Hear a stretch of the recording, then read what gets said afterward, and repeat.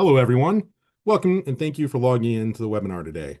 My name is TJ Cantwell. I'm the Executive Director at the NCCCO Foundation. At the NCCCO Foundation, we're working to improve the crane industry for everyone working in the load handling field by enhancing safety through research, education, and workforce development programs. You can learn more about our foundation programs, safety tools, research reports, and future webinars at ncccofoundation.org. Today, as part of our education webinar series, our topic is lifting your talent pipeline, attracting skilled drivers, tradeswomen, and construction pros to the crane seat. During our webinar today, our speakers will discuss a new outreach and recruitment playbook developed and published by the NCCO Foundation in collaboration with Small Box Consulting, as well as a real-life advice on strategies for recruiting quality candidates from experts at Sims Crane and Equipment. I'll be acting as moderator. We'll conduct a Q&A session at the end of today's webinar. So if you have any questions during the webinar, please type them into the Q&A box as we go. We'll address as many as possible during the Q&A section. Please note that today's webinar is being recorded so that we can share it with others. Before we start, I want to provide a brief introduction to our speakers. Meg Lithick is CEO of Smallbox, a design and strategy agency based in Indianapolis. With 20 years of experience, she focuses on turning complex ideas into clear, practical strategies across brand, content, and customer experiences. Previously, she served as Director of Brand Engagement at Butler University, where she led integrated marketing and recruitment efforts. Today, her work centers on supporting organizations in education, workforce development, and philanthropy, helping teams align, communicate clearly, and connect with their audiences. Matthew Busenek is an HR talent acquisition partner with Sims Crane and Equipment, bringing 6 years of talent acquisition experience supporting skilled trades and government contracts. He leads recruiting efforts for Sims, focused on crane operators, mechanics, and truck drivers across Florida and Georgia.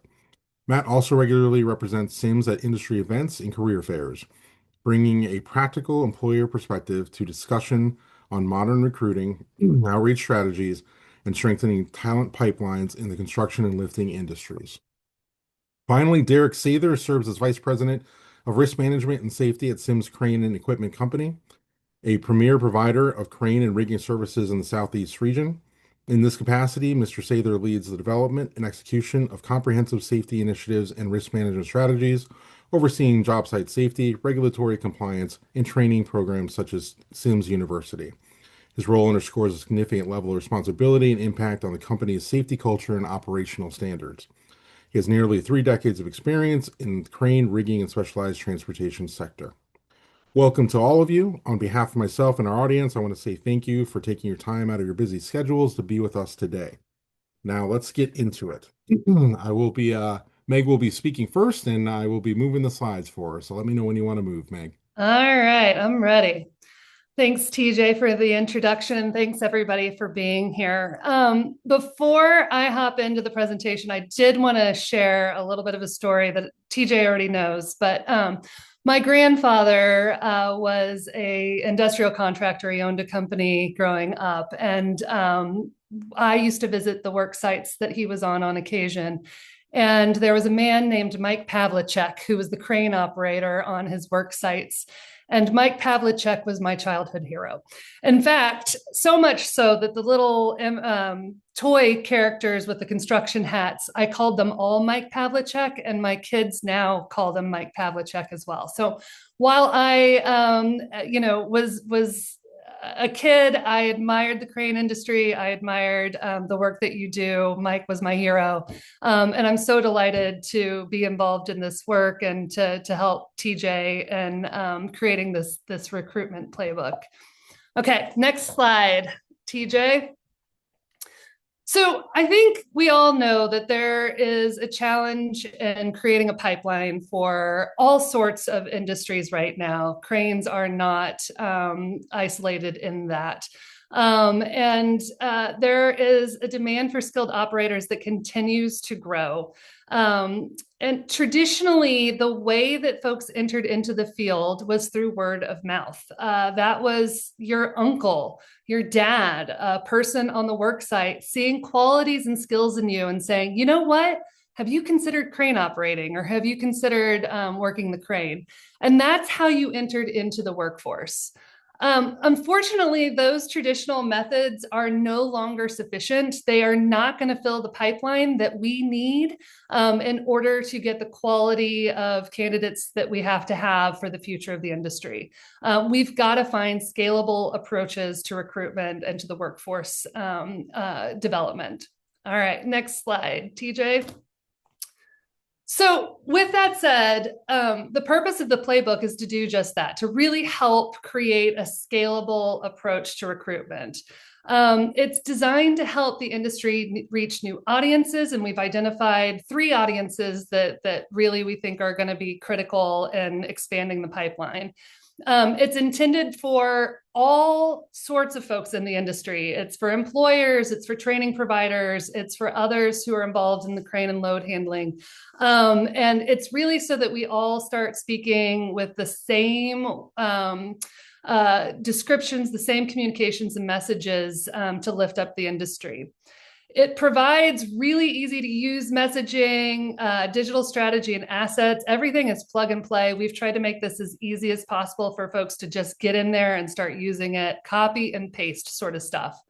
And then finally, it enables a shared approach to recruitment. So when I say that, it's, you know, a rising tide lifts all boats. And what we want is for all of us to be successful in our recruitment and workforce development in order to lift up the industry as a whole. This is really a way to do this at scale. All right, next slide, TJ. So in the playbook, which you'll find online, we'll give you the address to where to get it at the end of this webinar.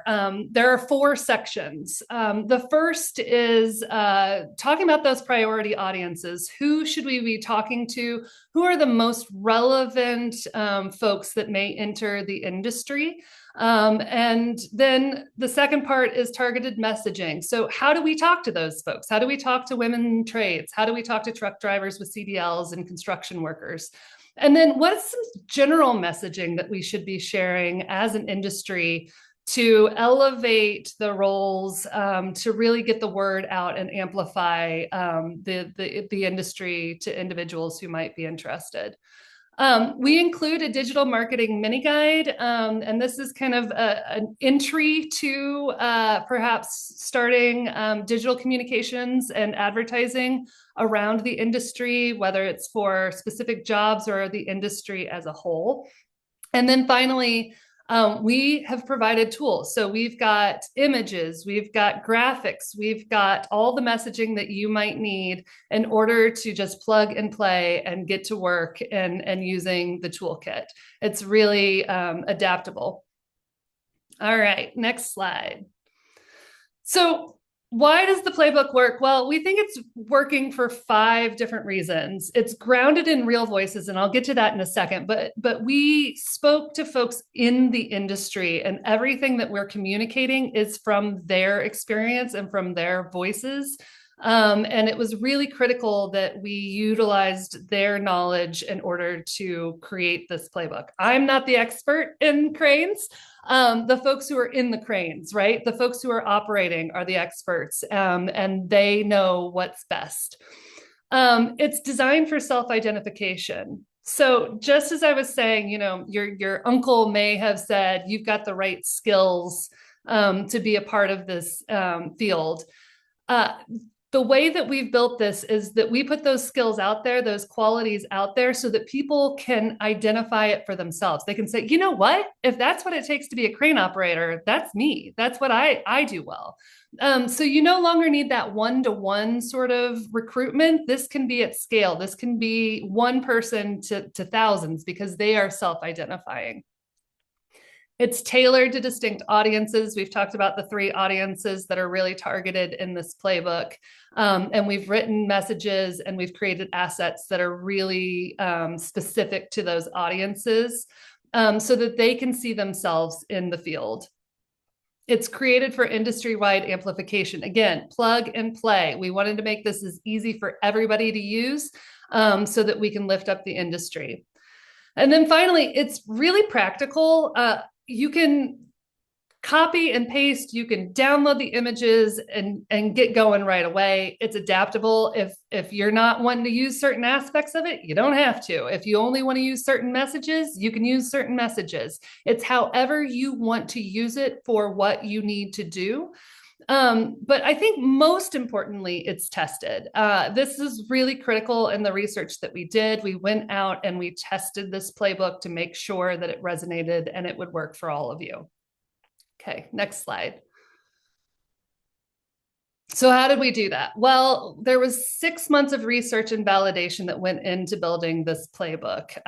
We did interviews and focus groups with crane operators and folks in the industry across the country. Dozens and dozens of folks participated in that.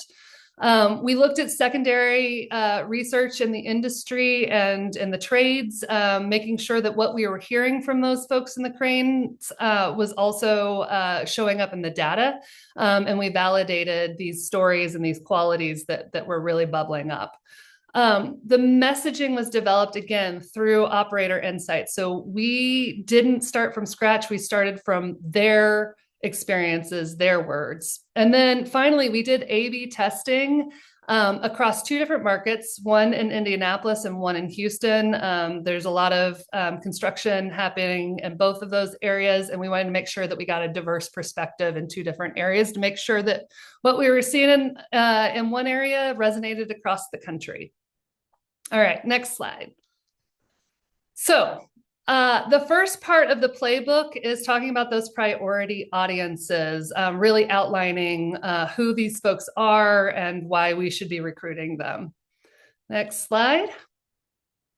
First up is women in the trades. So this is, as I hope you all know, a growing but underrepresented group in the crane industry. The interest in trade careers is increasing among women. We've seen an increase year over year in them coming into the field. Crane operation aligns with many strengths that are traditionally female strengths, right? And that includes attention to detail, concern for others, safety, teamwork. All of those things really are part of, how women are approaching the work. Many seek meaningful work and independence, so they're wanting to build a career for themselves that gives them the income that they need in order to be independent or to raise their family independently. But also they're looking for meaningful work. And then it provides leadership and stability opportunities for women that they may not find in the trades traditionally, but they are starting to find them in the crane field. All right, next slide. So next up is the truck drivers with CDLs. Again, there's more information in the playbook that's online, but just to give you a high level overview, obviously the truck drivers have a natural path into crane operating. And in fact, when there was research done a couple of years ago, it is one of the #1 industries that drive into crane operating. So they're a really important group to recruit. They have experience operating large machinery. They're aware of safety. It's fundamental to the work that they do. They're comfortable working independently. They're also comfortable in teams. And then they can shorten their training pathway because they already have a CDL. So that makes things a little bit easier for them.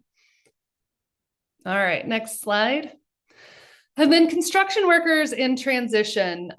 This is a place that I think we're all already looking toward, but just to highlight some of the things that we heard from them is that career advancement is really key from moving from construction into cranes. They're looking for higher wages. They're looking for greater responsibility. They're looking to become a leader. And something that bubbled up in numerous conversations is they're also looking for a change physically from the demands of some of the roles that they're filling on the construction site into something that's a little less, has a little less wear and tear on their bodies. All right, next slide. So knowing all of these folks and doing research and talking to them, we were able to create messaging that was really tailored to those 3 distinct audiences, messaging that can be included in all different types of media. whether you're speaking to folks, in a job description, whether you're talking to folks at a job fair, or sending an email to people. The language that we've created is really targeted to attract these specific audiences. All right, next slide. So, what do women in the trades care about? Well, what we found for them is that they're really looking for financial security, first and foremost, leadership opportunities, and meaningful work. We heard a story of a mother who was able to raise her daughter as a single mom. And she was really proud because she was able to drive her daughter past the site she was working on and point to the building she was building. And that was really important to her. When these show up in messaging, it can sound something like build something that matters, build the life you want as a crane operator. It can also sound like build a career that will always be in demand, always challenging, and always yours. There's a full list of messaging, but this is some of the messages that resonate most with this audience. All right, next slide. So truck drivers with CDLs, the themes that we should be emphasizing to them is higher salary, career growth, and transferable skills. So really the things that they do now as a truck driver, what will that look like if they become a crane operator or enter into the field? This can sound like big machines, bigger reward, use your CDL to run cranes, or take your CDL to new heights as a crane operator. So you can see those as headlines or email subject lines and communications that you do. And then finally, construction workers in transition. Themes to emphasize with them is leadership opportunities and career growth. And those sound like a higher calling is out there, become a crane operator and achieve more, or level up your career with a job in the crane industry. All right, next slide. So more generally, we also wrote messaging to reach across all segments and a wider audience. And in doing so, we really focused on the qualities-based messaging. So this is focusing on that problem solving, focus, accountability, leadership, communications. It helps expand the talent pool. You know, one thing we heard a lot from folks in the industry is that the hard skills can be learned on the job, right, from others, but those soft skills are essential and they have to come with them. It supports the self-identification, folks raising their hand and saying, that sounds like me. It improves targeting across audiences. Again, it's broader stroked, and then it creates a stronger quality pipeline. So once again, it really brings the right people who will excel in these roles into the field by talking about those qualities that can't be taught, that have to be inherent. All right, next slide. So an example of where that might show up for you all is looking at job listings or posts for positions. You know, traditionally they have been very focused on the hard skills, right?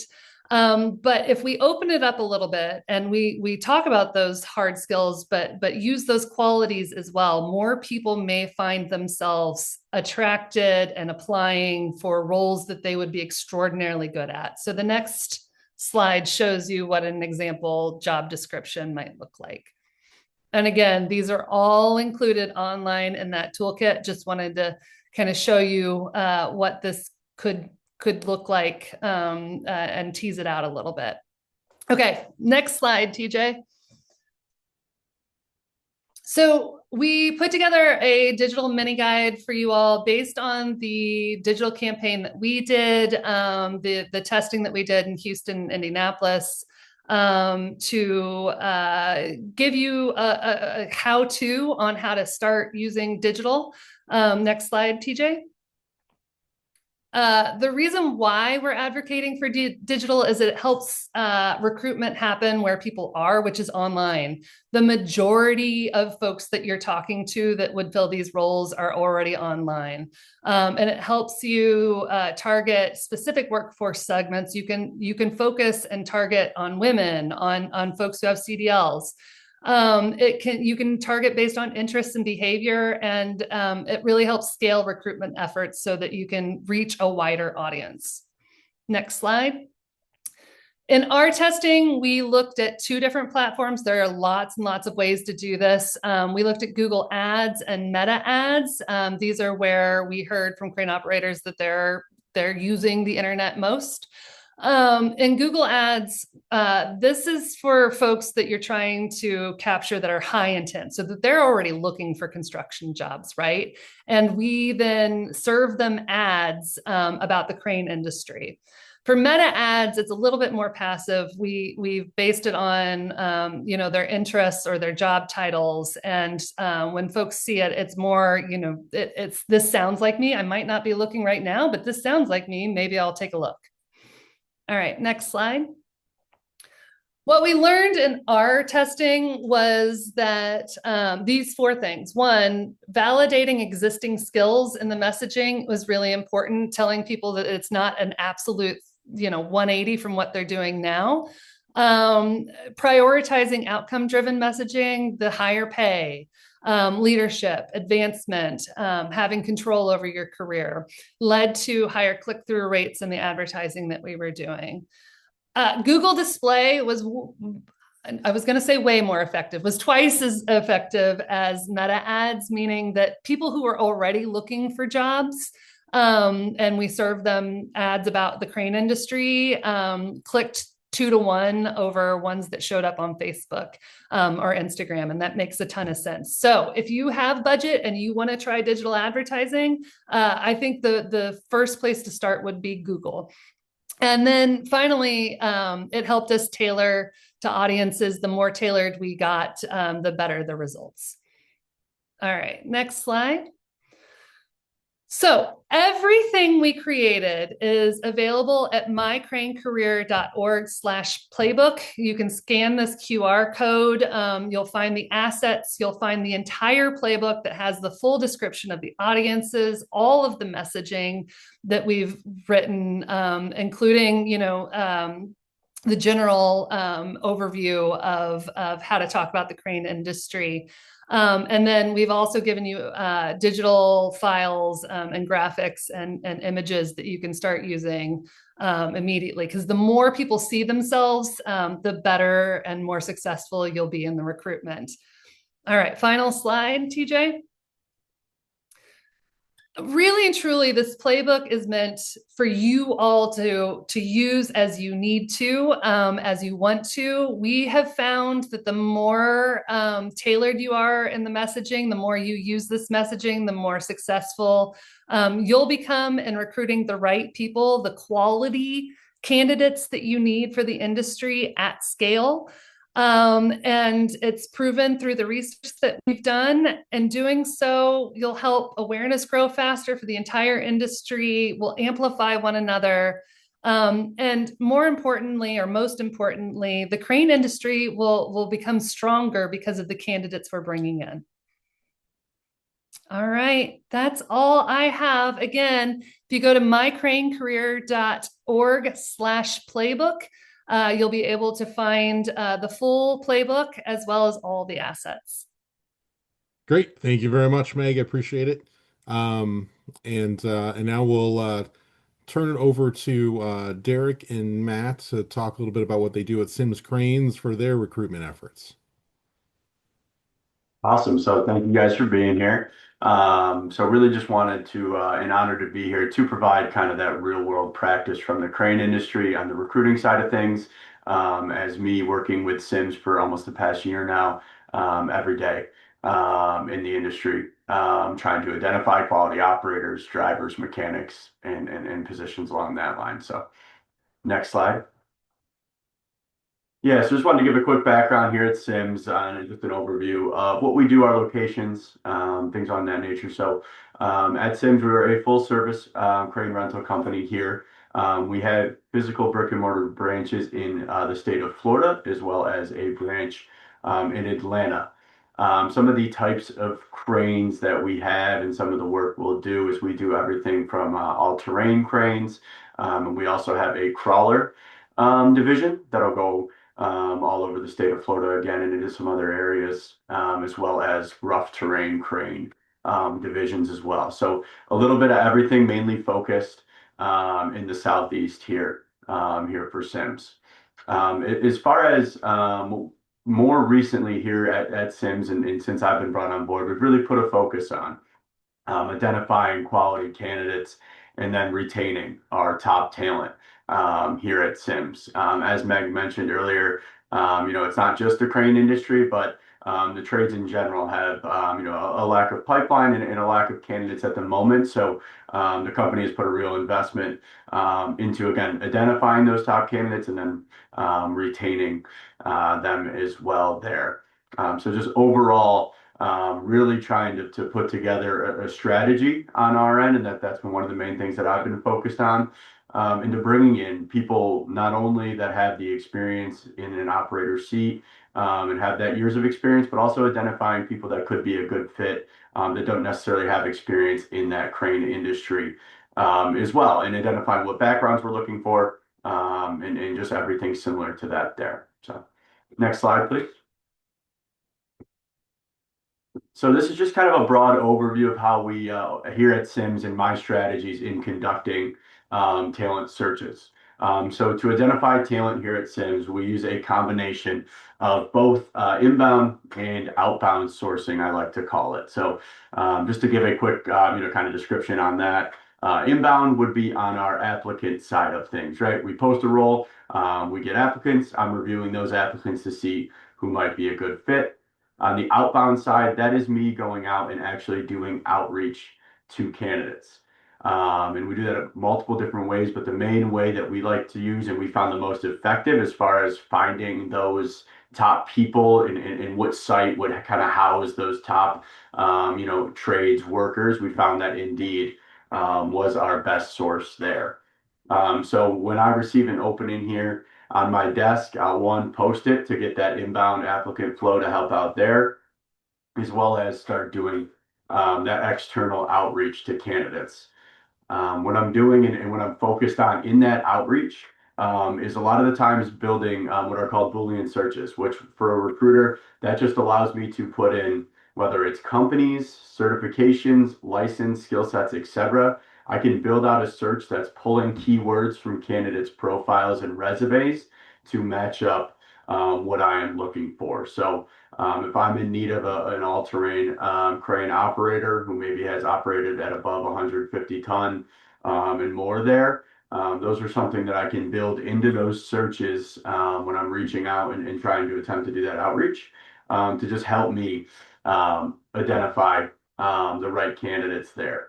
There's multiple things you can build out in the Boolean searches, and if you have access to an Indeed or anything where you are able to have contacts and reach out, I definitely recommend going in using those contacts and also, kind of building out different Boolean searches with whether it's competitors in the industry, again, your certain type of cranes that you have, and everything like that, you can kind of house in those searches there.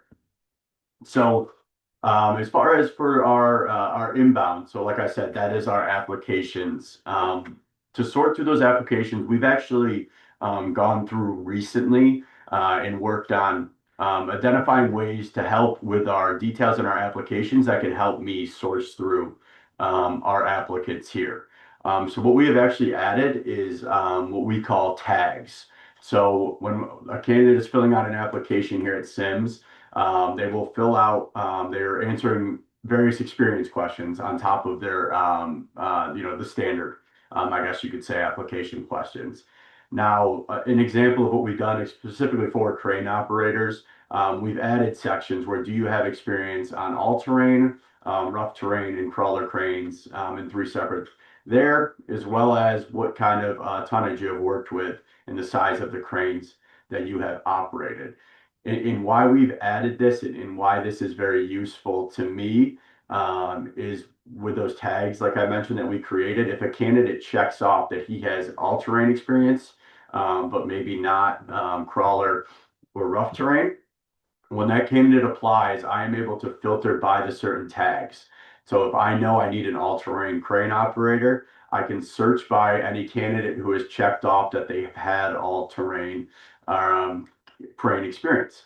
So that is one of the things that we have tried to work on here internally at Sims to just stay organized and stay on top of our applicant flow. Some of our positions, we have a branch in Miami, we have a branch in Atlanta, Tampa.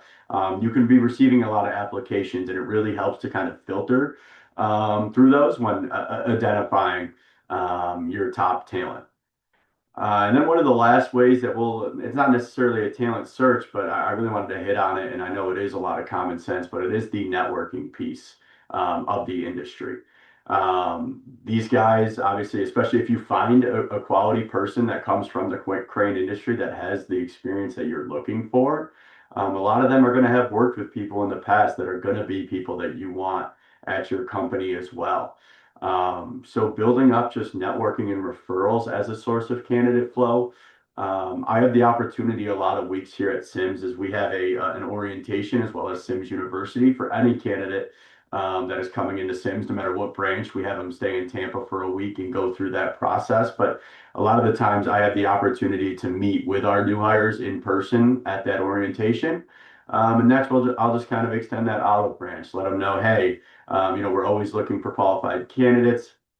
I know you come from this background. Keep that in mind. And you'd be surprised how many people have right away been like, oh yeah, I know this. It's just sometimes takes that reminder of, hey, we're hiring and just reaching out to the people that you're bringing in that you've already identified as a good fit for your company, and asking if they know anyone else that may be looking. It can be some low-hanging fruit for you to be able to go in and find the right person to fill a role there. So next slide, please. And also what we've somewhat focused on, or I should say have put more focus on as of late, are just our industry and youth outreach.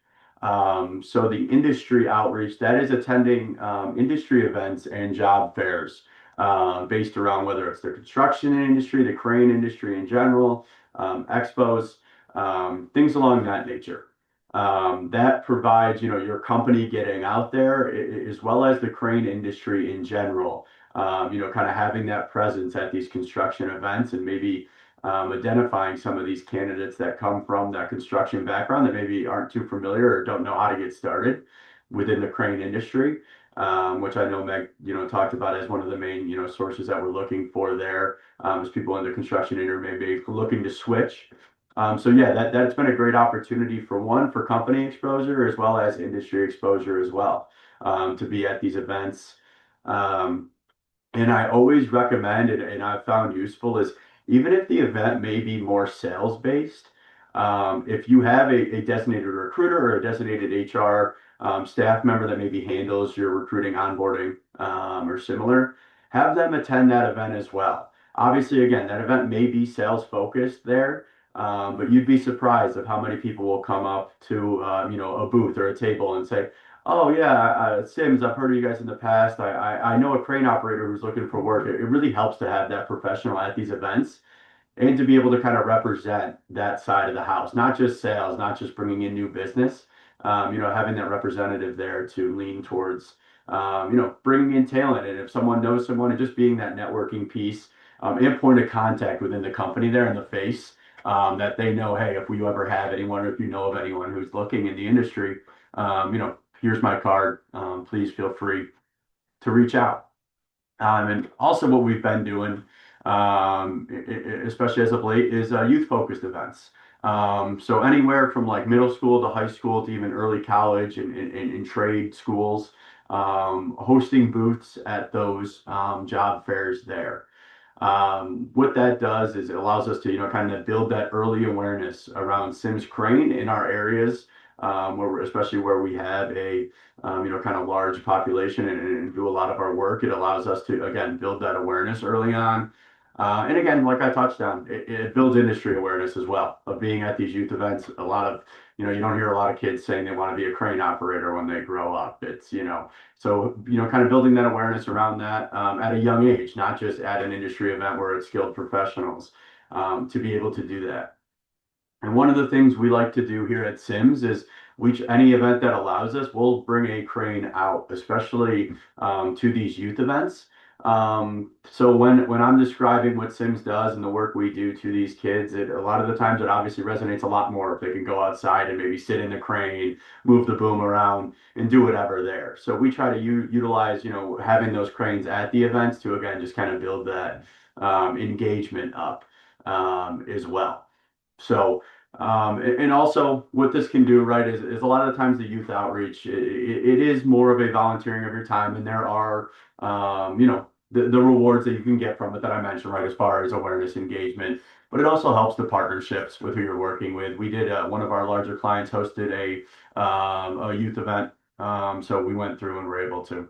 Have a crane there and just support them and have a booth and help them out as well as again building those kind of building blocks there. So next slide.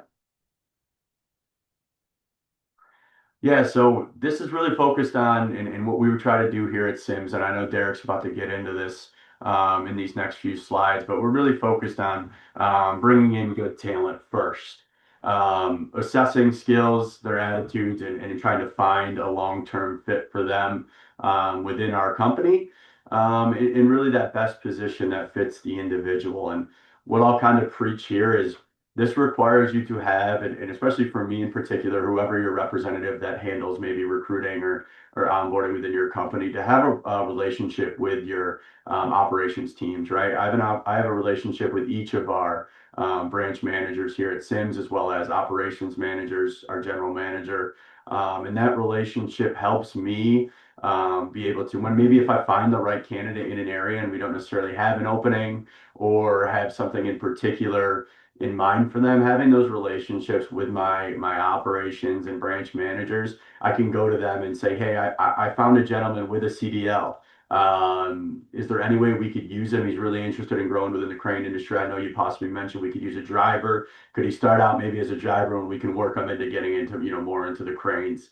So that relationship is very important to me, and what I've kind of worked on building here from day one is being able to go to my managers and having them also have that trust in me when I say, hey, I think I have a really solid candidate to provide you, that they know when I say that it actually means something and I'm not just throwing candidates at them hoping they'll stick. So that's kind of one of our main pieces, is having that relationship to be able to put those right people in the right places here within Sims. So with that being said, I'll pass it over to Derek for our last few slides here.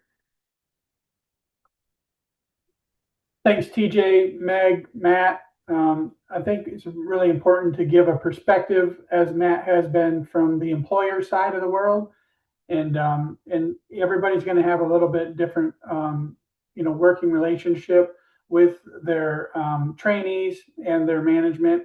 We're very fortunate to have a very strong relationship with our management, as he has mentioned, and we definitely embrace training and the development of talent. And I think that's one of the most critical pieces for the crane industry, because it's a very technical, it's a very, there's a lot of learning, and there's a lot of nuances to the cranes, and it's not just for one type of crane. It could be across different manufacturers from the cranes.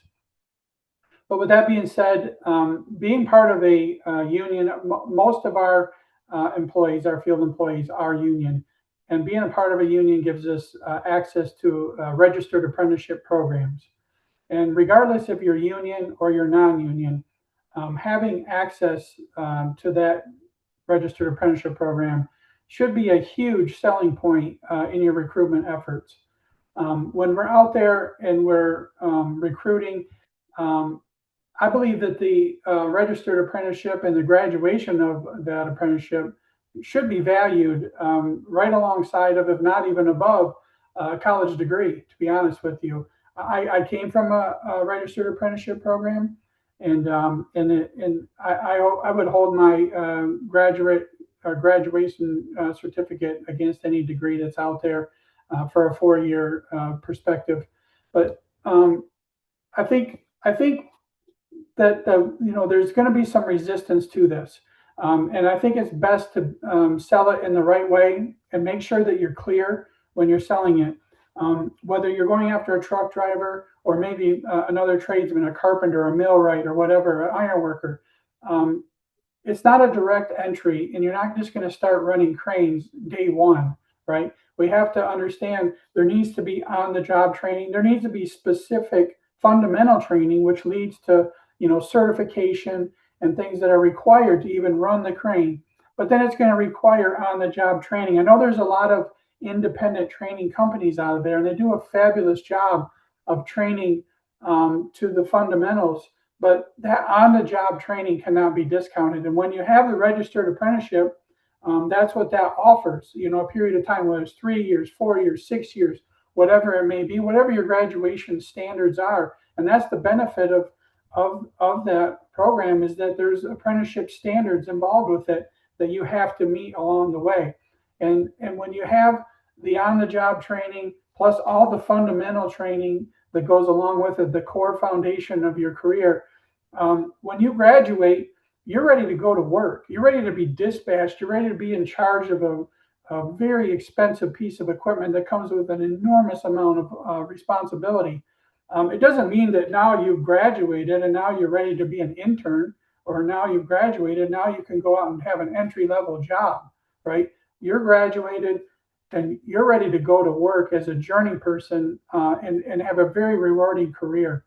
And I think that that success and the opportunity for success should be sold in the right way when we're trying to recruit these individuals.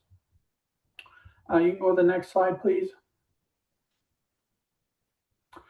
So from the employer side of the world, investment into individuals, and it could be for any different position. It could be for a signal person, could be for a rigger, it could be for a lift director, a mechanic, a lot of different perspective roles that are going to be involved with the crane industry, and they all lead up to being in the seat of the crane. There's entry-level roles in almost every trade and craft, and there are as well in the crane industry. And I think it's really important. And Meg did a really good job with putting this all together in that informational booklet. That job descriptions are critical.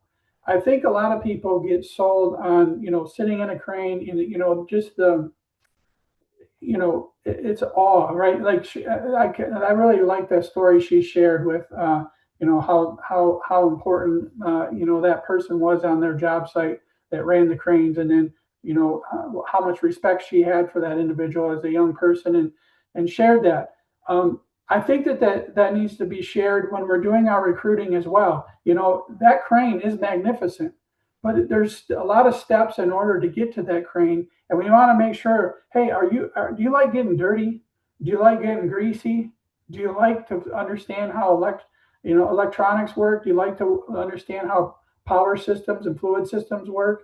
And it's very important that people understand that is a very large machine that they're operating, and it's not only just very expensive and critical to the life of a job, but it's also very dangerous, right? So we need to make sure that people are coming to work, very focused and disciplined and ready to perform in a role. It is very rewarding, and you get to drive down the road and you get to look through the books and see all the buildings that you were a part of and the infrastructure that you helped create. But I think that job description is critical. I think that the interviews and the recruitment that we have are critical. Any pre-qualifications along the way, we need to explain them in detail so that they understand what is the path that we're on and what is the opportunity at the end of that path. And not only that, but the travel requirements. I know there's a lot of people like you showed, the truck drivers, and they want to be closer to home. They want to be closer to their family. And then there's other opportunities that are out there for people that do want to travel, and people can really make a lot of money by being on the road. So I think that those are important pieces of this industry as well that should be communicated very clearly, as well as safety. People like to be safe. I know there's a lot of people out there that are crazy. I've met a lot of them, but at the end of the day, they also like to work on equipment that's safe and be in an environment from an employment that is safe, so that they know that they have a long career ahead of them, and not only that, they don't have to have that on their conscience in case something happens. Go ahead to the next one. At the end of it all, I think it's really exciting to have an understanding of what kind of opportunities are out there. Yeah, you have a lot of different positions in the crane and rigging industry, but there's a lot of room for growth even beyond that. And I can say for myself, I started as a pre-apprentice, and I can tell you that there are many great business leaders that are out there that also started in their apprenticeship program somewhere, or in the field, going through the ranks. Even at Sims, to give an example for Sims, we have a lot of sales members. These are individuals that are out there engineering where the positioning of the crane is going to be at, and the placement of the crane, and the capacities and everything else. They're helping plan an entire project by the placement of this crane. We have dispatchers involved with all of the requirements from dispatching for over the road requirements, and size and capacities of the cranes, and the qualifications of the individuals that are going to be filling those roles. Operations managers we have definitely that came out of the field and out of apprenticeships, and even to our branch managers and our regional managers. And even as Matt said, our general manager, myself, executives of this company are from the field and from right out of an apprenticeship program at one point in our career. Now, is that for everybody? Maybe not, but the opportunities are there, and I think it's important for people to understand that if they want to be disciplined and they want to really apply themselves, there's I always say the sky is the limit when it comes to that of what opportunities are available to them. As a business grows, for a business to grow, it has to have a strong pipeline of individuals, or for success in management roles, for success in crane. You come out and you have maybe 100-ton crane, then you go to 150-ton crane, 200, 500, 1,000-ton cranes. You always have to have that pipeline of individuals to, or you could go buy as many cranes as you want to buy. If you don't have the right individuals to operate the cranes and support the operation of the cranes, your company will never grow. It'll never be sustainable. So that's a very critical component to this. And I think that if we all do this right, I at the end of the day, I really truly believe that the next generation of crane operators are out there. We just have to find them. I share the story that my son played football, and as I was sitting up in the stands and watching the football, everybody's cheering, I was looking over the back down in the parking lot, and when I'm looking down there, there's still a lot of big trucks. There's a lot of hot rod cars down there. There's a lot of younger people that do like going out there and building, working on vehicles and building hot rods and things like that. They're out there. We just really have to engage with them and let them know about our industry and the opportunities that are there. You can go to the next one. Perfect. And I know yeah. So I'll just run through this quick. I know we're at it a little over time, but just some of the key takeaways and what we really wanted to focus on. We're recruiting in general, especially in the crane industry, as niche as the industry may be. It's really about relationships and reputation. So I take pride in that as one of the first point of contacts here at Sims on the recruiting side, that experience, and we also as a company as a whole kind of take pride in that, and as our relationship and our reputation. Then as Deep just touched on there, growth and advancement, will drive the retention here within Sims, and that has been a main focus, and it will continue to be a main focus for years to come. So just making sure I utilize that as a potential, sales piece to these people that may be interested in coming aboard Sims. And then also just overall, again, it's a niche industry, and I know we're all competitors to a certain point in certain areas. things like that. But industry collaboration, it obviously just strengthens our workforce and strengthens our candidate pool as a whole. So I think that's definitely important going forward is to really just get the word out of the crane industry, let people know that that's a route that they could build a real career in. So perfect. Then I know Derek might have wanted to say a few more words here. Go ahead, Derek. I just wanted to say one thing to end it all is, for our business, for our industry, for our nation. I know that's high level, but for our nation, we're not going to be successful without this recruitment effort. And the infrastructure has to be improved. It has to be built. We deal with owners all the time that are building data centers and power generation and bridges and enormous buildings and infrastructure, critical infrastructure. I really appreciate everybody's effort into this. And like Matt said, it is competitive out there, but guess what? We just got to get these individuals into our industry, and then the employers will shake it out from there. People that take care of individuals are gonna end up with really good people that work for them and advance in their careers, and that will take care of itself. But we just got to all work together and get them into this industry to start with. Well, well said, Derek, and same with Meg and Matt. Thank you for providing providing your insights and sharing your information with everybody on the webinar. We do have some time for a couple questions. So if anybody in the audience has any questions they want to ask, please use the Q&A feature in Zoom. Submit that, and we'll get to as many as we possible. While I wait to see if there's any other questions. I do have just a couple things for you as follow-up to the panel here. Again, thanks for sharing what you did. Again, I think it's very interesting and it is true. I mean, that's our goal as the foundation is to try to help the entire industry to help do more of this. And hopefully, as Derek said, we can, by doing that together, we can be more competitive and get quality employees for the future. Meg, when you were talking, there's lots of stuff in that playbook. I've seen the whole thing. I guess any suggestions on where to start in the playbook? I guess they're going to download that thing, and is there any place that besides from the obvious at the beginning, is there anything is there anything in there that you think where somebody could potentially get the most value to start?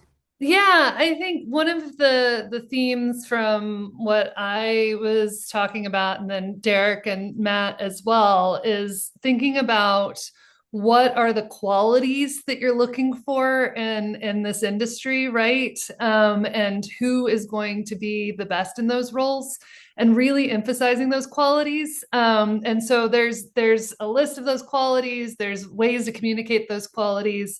But it's also a reminder, as you're going out to these job fairs or as you're talking to people, as you're having conversations, saying, you might be interested in the crane industry.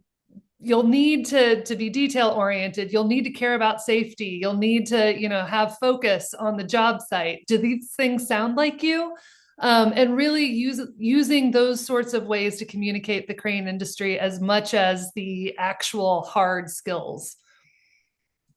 Gotcha. Okay, great. Thank you. And yeah, I think that is a great place to start, right? Kind of see what key things, what key qualities and words and stuff we could be sharing as an industry and trying to help access, the right quality, self-identify like you were talking about. Um, is there, so for Matt and Derek, you all talked about, finding the right person for the right job, putting them in the right role. A question here is kind of, is there any particular places, you named a bunch, I think, Matt, but where you have found, I guess, kind of the where and the who of it, where you found kind of a rich, I don't know, sometimes, people find the honey hole or something that's very, very good in terms of a place or a group or what have you of successful candidates. And as you said before, maybe that are starting, in the entry level jobs, Sprague Signal or someplace else, Driver or something like that. But just anybody, any insights on where somebody, where you've been successful to looking? Yeah, so I know on my end, I think where we found success is putting that investment in to the recruiting piece, right?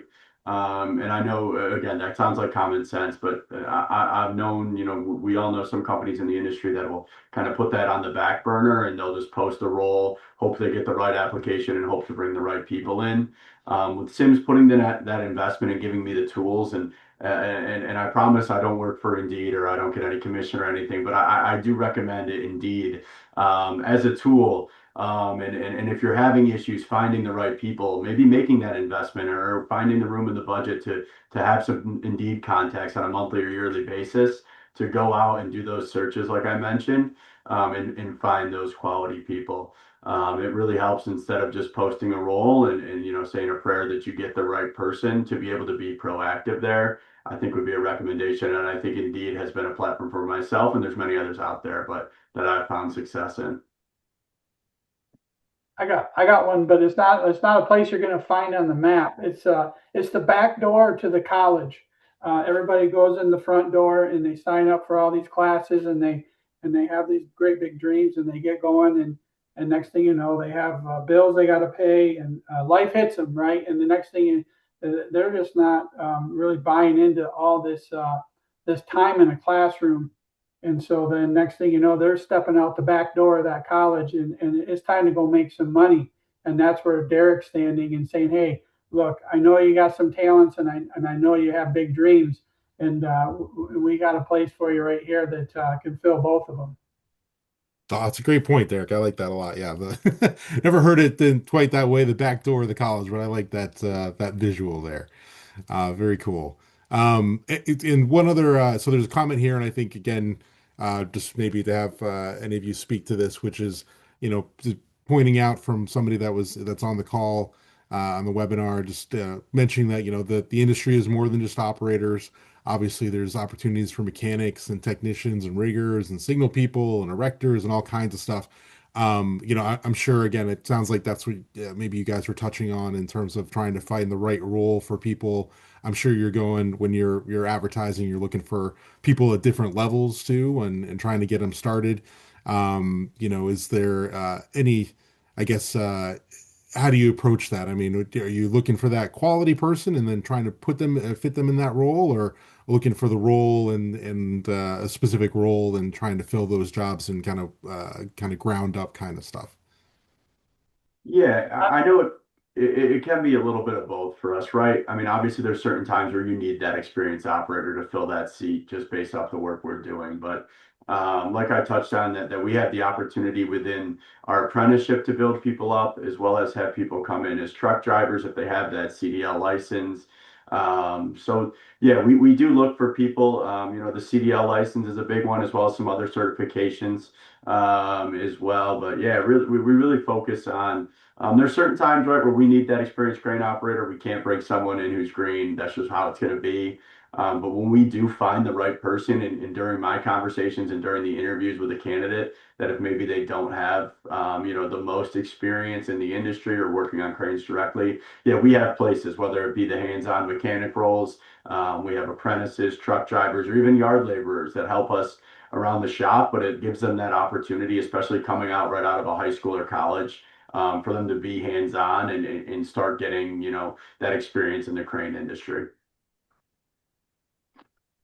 So, I think what we're looking for is a person that's responsible. Our pre-qualifications for employment are pretty high because we measure them in life a little bit and make sure that they haven't just done a lot of irresponsible things. Because regardless if you're a truck driver, rigger, or crane operator, it's very responsible and you have a lot of liability in your hands. And so that's one of the pre-qualifications that we're looking for. gotcha. That makes sense. Well, it looks like we're coming up on time here. So before we sign off, again, I wanted to just mention a couple different things. One, as Meg mentioned, the playbook is available online right now. There'll be a link also from the NCCCO Foundation website. And to note too, we're planning additional monthly webinars coming up, so please check those out on our website. And you can watch for the recording of this webinar will also be posted very soon. And I'll be sending an email out to everybody as a follow-up for a evaluation. So please take a few minutes, just a quick survey to let us know what other topics you'd like us to cover and what you thought of this webinar itself.